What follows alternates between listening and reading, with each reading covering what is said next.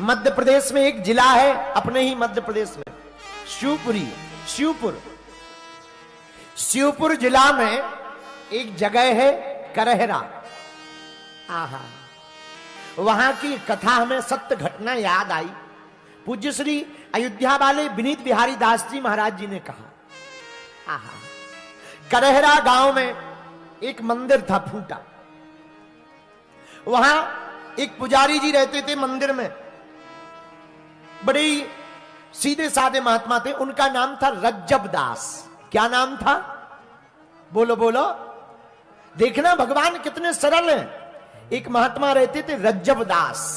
करहरा की बात है, अपने ही मध्य प्रदेश की, शिवपुर के पास में करहरा है।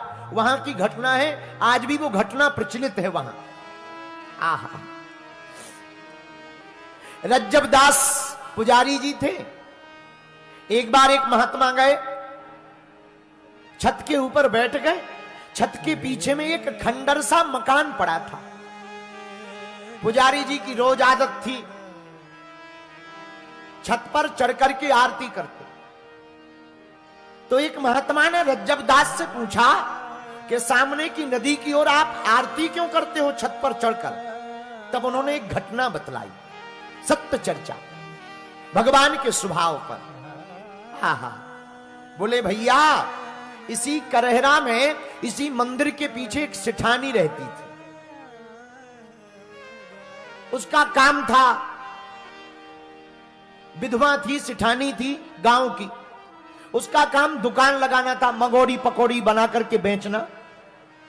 उसी में दिन भर व्यस्त रहती, पकौड़ी बनाती, मगोड़ी बनाती। जो रुपया मिल जाता उसी में दिन भर व्यस्त मस्त रहती। बाजारों में जाती, मगोड़ी पकौड़ी बेचती और व्यस्त रहती थी। मंदिर के महंत जी से उसे कोई लेना देना नहीं। लेकिन एक बार वो स्वप्न में पड़ी पड़ी देखती है कि हमारी मृत्यु हो गई। उसके था तो कोई नहीं, और सपने में उसकी मौत हुई। तो वो देखती है कि हम सपने में तो मर गए, लेकिन सामने बाहर पुलिस आई।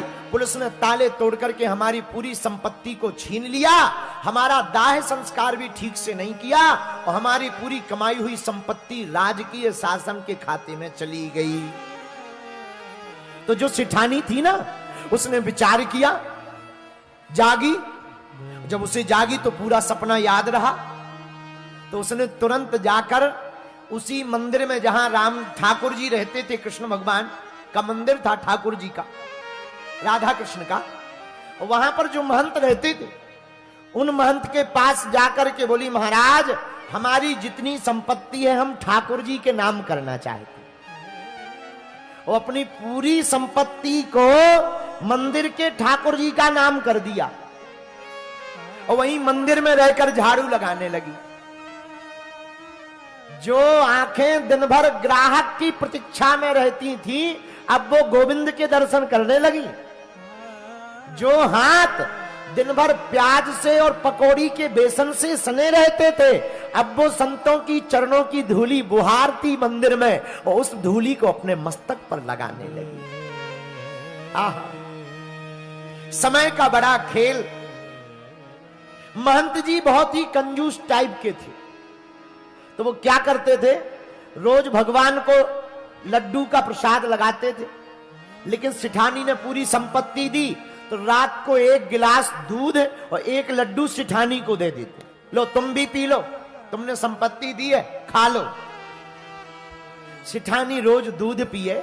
तो एक दिन महंत जी ने क्या देखा कि सिठानी दूध पीती है तो बड़ी देर में पी पाती, चबाती रहती है, कुछ ना कुछ चबाती रहती। तो महंत जी नजदीक गए, क्या बात है सिठानी, दूध को चबाया थोड़ी जाता, तू चबाती रहती बड़ी देर तक, क्या बात है? बोली, महंत जी, पुजारी जी, क्या बताएं, आप दूध में इतना मेवा डाल देते हो, इतना मेवा डाल देते हो कि हमें चबाते ही चबाते 1-1.5 घंटा लग जाता।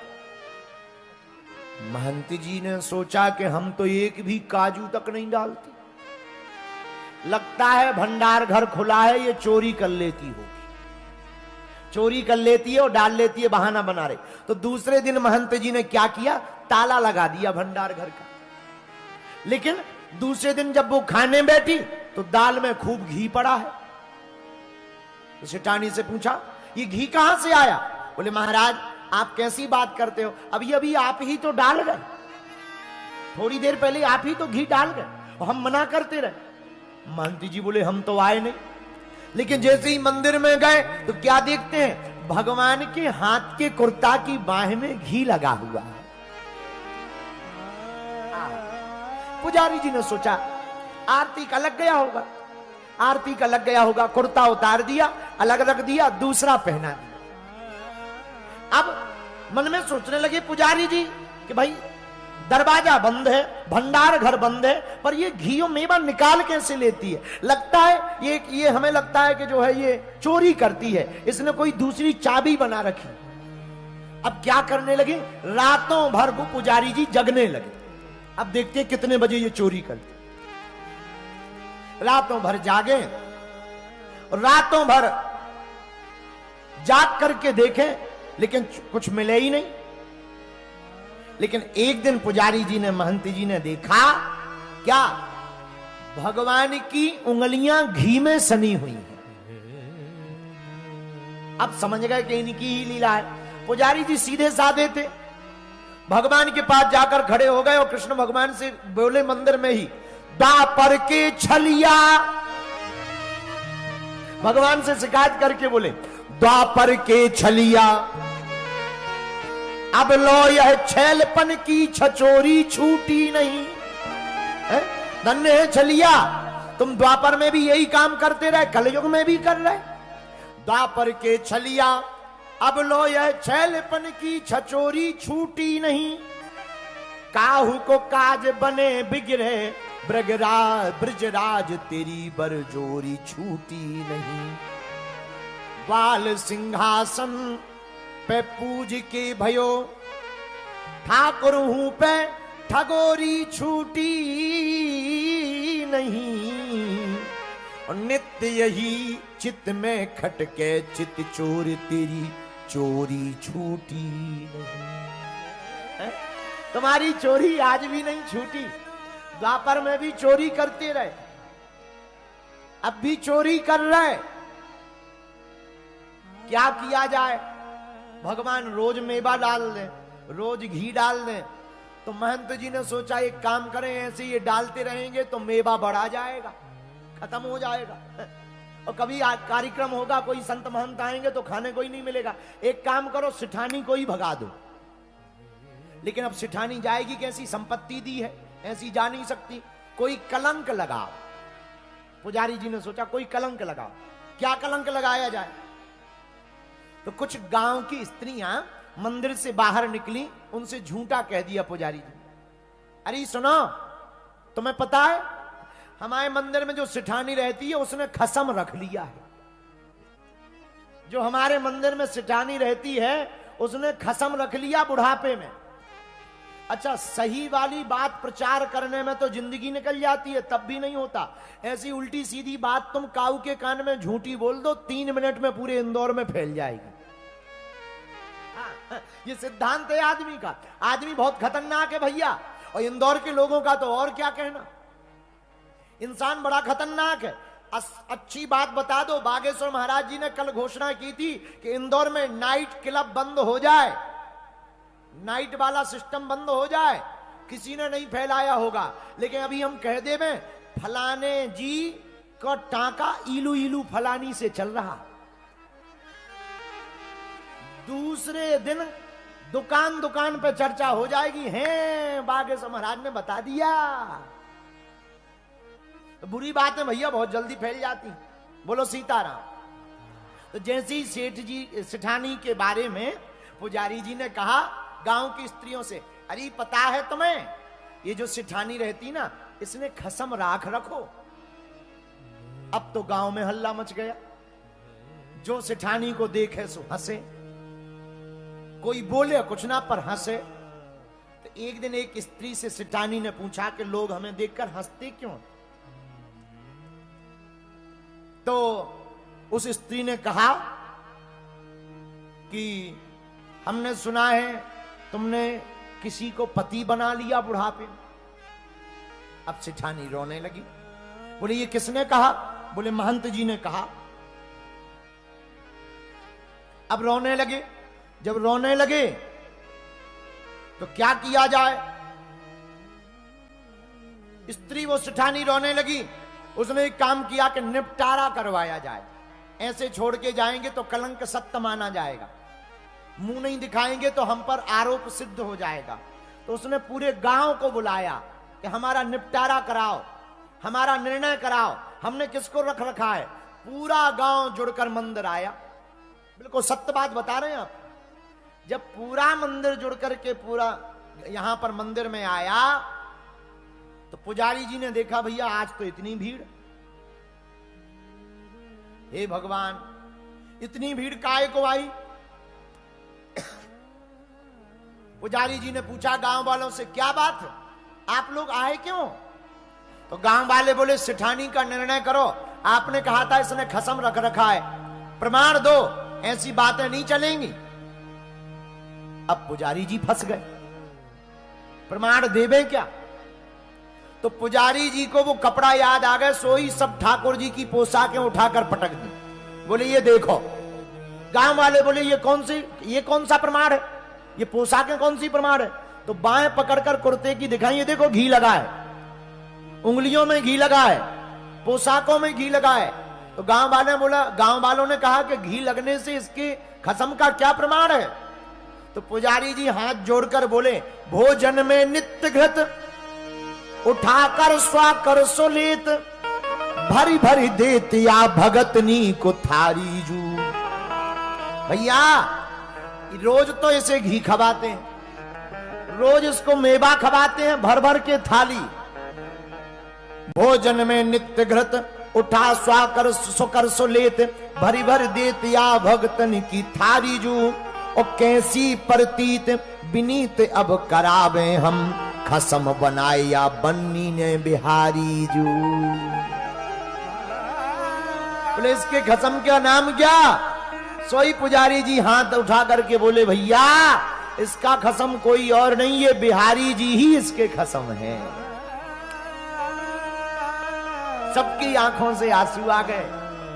सबको जब पता लगा कि भगवान इसको रोज घी देते हैं, रोज मेवा देते हैं, तो सब तो श्रद्धा पूर्वक हाथ जोड़कर सेठानी की तरफ देखने लगे। सेठानी एक कोने में जाकर के फूट फूट कर रोने लगी, आंखों में आंसू भरकर के रोने लगी। आंखों में आंसू भरकर जब रोने लगी तो गांव के लोग बोले, महंत जी आज के बाद तुम मुंह मत चलाना, ऐसा मत कहना, अब आज के बाद इसके भोजन की जिम्मेदारी तुम्हारी नहीं है। आज के बाद हम सभी गांव वाले मिलकर के रोज एक एक दिन जा सेठानी को निमंत्रण करके भोजन कराएंगे। पर ये एक कोने में बैठी बेचारी विधवा रोने लगी, आंखों से आंसू टपकाने लगी। तो किसी बालक ने आकर पूछा, क्या बात है, तुम रो क्यों रही? अरे तुम तो जीत गई, अब भी क्यों रो रही? आंखों में आंसू भर करके वो सेठानी कहती, नाथ को नाम, नाथ को नाम कियो बदनाम, विरागन सो न विवाद बढ़ाऊं। हमारे गोविंद का नाम बदनाम कर दिया। अरे इनका नाम बदनाम नहीं करना था महंत जी को। नाथ को नाम कियो बदनाम, विरागन सो न विवाद बढ़ाऊं। चौर्य कुकाज कियो पतिताहित, लाज लगे मुख का ही दिखाऊं। आंखों में आंसू भरकर वो सेठानी कहती, मैं अब अपना मुंह किसको दिखाऊं, किसे अपना चेहरा दिखाऊं? तो गांव वालों ने कहा, तुमने किया ही क्या जो मुख दिखाने में तुम डरती हो? तो रोती हुई सेठानी कहती है, हमारे कारण भगवान को चोर बनना पड़ा, और भक्त के कारण अगर भगवान को चोर बनना पड़े तो ऐसे भक्त को तो मर जाना ही चाहिए। किसको मुंह दिखाएं, किसको अपना चेहरा दिखाएं? और रोने लगी फूट फूट कर। वो कहती है, हार चुकी सर्वस तुम्हें प्रभु, द्वार न काहू के मैं न जाऊं। लोग बोले हमारे घर आना, सेठानी बोली हम तुम्हारे घर जाएंगे, हम नहीं जाएंगे। हार चुकी सर्वस्व में प्रभु, द्वार न काहू के मैं जाऊं। और आपके हाथ को पाए प्रसाद, गोविंद से कहती सेठानी, आपके हाथ को पाए प्रसाद, कहां अब और के हाथ को पाऊं। जब गोविंद के हाथ का प्रसाद पा लिया, ठाकुर के हाथ से घी पा लिया, तो अब संसार के लोगों के हाथ से मैं क्या खाक भोजन करूं। और आंखों में आंसू भरकर रोने लगी। गांव वाले चले गए, कीर्तन करते हुए सेठानी की जय जयकार करते चले गए। कुछ गांव वाले रात को वहीं रुक गए, महंत जी रुक गए। और रात को ही करहरा गांव में, शिवपुर जिले के करहरा गांव में एक घटना घट गई। क्या? वह सेठानी रात को 12 बजे के लगभग मंदिर के बाहर आकर के लेट गई और हाथ जोड़कर बोली, गोविंद आपके हाथ का प्रसाद पा लिया, अब दुनिया वालों के हाथ का प्रसाद नहीं पाना। अब फूट फूट कर रोने लगी। भैया तब तक ठाकुर जी ने लीला की, जोर से धड़ाम से आवाज हुई और दरवाजा खुल गया मंदिर का। एक बिजली सी कौंधी और सेठानी देखते ही देखते गोविंद के चरणों में समाहित हो गई। पुजारी जी चौंक गए, सब गांव वाले चौंक गए। क्या हुआ? देखो देखो, दौड़ो दौड़ो, देखो देखो देखो क्या हुआ। द्वार के बाहर ठाकुर जी के चरणों में पड़ी है और प्राण पखेरु उड़ गए। पुजारी जी की आंखों से आंसू आ गए, जैसे मानो इनकी माताजी खत्म हो गई हो। फूट फूट कर पुजारी जी रोने लगे कि धन्य है सेठानी, हम भोग लगाते लगाते मर गए, पर धन्य है तेरी भक्ति। गोविंद तुझे प्रसाद प्रसाद पवाने के लिए कलयुग में भी चोर बन गए। धन्य है तेरी, धन्य है तेरी भक्ति। कलयुग में भी गोविंद, द्वापर में तो चोर बनते सुना था, कलयुग में भी चोर बन गए। मेरे इंदौर के पागलों, हम तुम्हें बताना ये चाहते, दुनिया में ठाकुर जी जैसा स्वभाव, भगवान जैसा स्वभाव किसी और का नहीं है। इसलिए मेरे पागलों, अपने गोविंद को छोड़ करके तुम्हें दूसरी जगह चरण पकड़ने की आवश्यकता नहीं। इनका स्वभाव बड़ा प्यारा है, इनके स्वभाव का क्या कहना। भैया ये अवगुण नहीं देखते, भगवान अवगुण नहीं देखते। तुम कैसे हो? भगवान ज्ञान नहीं देखते कि तुम कितने पढ़े लिखे हो, भगवान रूप नहीं देखते। भैया अगर भगवान अवगुण देखते होते तो भैया कंस का और रावण का उद्धार नहीं करते। भगवान अगर ज्ञान देखते होते तो गज हाथी का उद्धार नहीं करते। भगवान अगर रूप देखते होते तो कुब्जा का उद्धार नहीं करते। भैया भगवान ना रूप देखते हैं, भगवान अगर जाति देखते होते तो सबरी के जूठे बेर नहीं खाते, विदुरानी के घर नहीं जाते। भगवान अगर बड़ा पद देखते तो वाल्मीकि जी को अपना नहीं बनाते। भैया न भगवान जाति देखते हैं, न रूप देखते, न ज्ञान देखते, भगवान तो भाव देखते हैं। जो इन्हें भाव से पुकारता है गोविंद उन्हीं के सन्मुख खड़े हो जाते हैं, उन्हीं के सामने प्रकट हो जाते। इसलिए मेरे प्रियजनों, आज की कथा का सार यही है कि गोविंद जैसा स्वभाव किसी दूसरे का नहीं है, किसी दूसरे का नहीं है। भगवान के जैसा स्वभाव। आगे कथा में तो वर्णन आता है परीक्षित जी के जन्म का। विशाल काय भीम की गदा ने दुर्योधन की जंघा को तोड़ दिया। कराहता हुआ दुर्योधन पड़ा है, रो रहा, लुकता छिपता अस्त्र थामा। दुर्योधन के पास गया, अरे मित्र तुम्हारी ये दुर्दशा देखकर हमसे रहा नहीं जाता। दुर्योधन ने कहा कि तुम हमारी मदद क्या कर सकते? अश्वत्थामा बोले बताओ मैं कर क्या सकता हूं जिससे तुम्हें मरते समय शांति मिले। दुर्योधन बोला मित्र मुझे एक बात का दुख है। बोले क्या? बोले हम 100 भाई थे, एक भी नहीं बचे। पांडव 5 भाई थे, एक भी नहीं मरा। इंदौर वालों एक बात नोट कर लो, ये महत्वपूर्ण नहीं है कि तुम कितने बड़े धनवान हो, ये भी महत्वपूर्ण नहीं है कि तुम्हारे साथ कितने लोग खड़े हैं, ये बहुत महत्वपूर्ण है कि तुम्हारे साथ भगवान खड़ा या नहीं खड़ा है। चाहे तुम जितने बड़े पद पर बने रहो, चाहे तुम जितने बड़े धनवान बने रहो, 1 लाख पूत 1.25 लाख नाती, दिया धरैना रावण बाती, 1 लाख पूत विशाल काय सेना और सोने की लंका में रहने वाले रावण के घर पर दीपक जलाने वाला नहीं बचा। तो ये महत्वपूर्ण नहीं है कि तुम kiतने बलवान हो, कितने सिद्धि वाले हो, कितनी शक्तियां तुम्हारे पास हैं। महत्वपूर्ण यह है कि तुम्हारे साथ भगवान है या नहीं है, तुम्हारे साथ परमात्मा है।